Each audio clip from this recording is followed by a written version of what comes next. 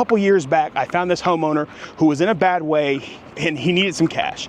He reached out to a company, I'm not gonna name any names, but that company gave him $86,000 flat. He had no job, poor credit, and no way to pay that loan back. A couple years later, 3 to be exact, when we met him, he ended up borrowing $86,000, and when we approached them to see how much he was gonna owe when we sold his home, they told him $142,000.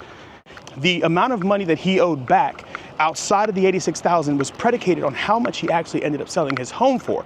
So if he had sold his home for $700,000 or $750,000, he was gonna owe them an additional amount of money. So you're talking to borrow $86,000 for 3 years, he was gonna give them almost 70 grand. That is crazy and very criminal, which is exactly why this video exists, because this particular company that I'm gonna name, because I'm gonna put some websites up about them, called HomeTap, is currently under a lawsuit for predatory lending.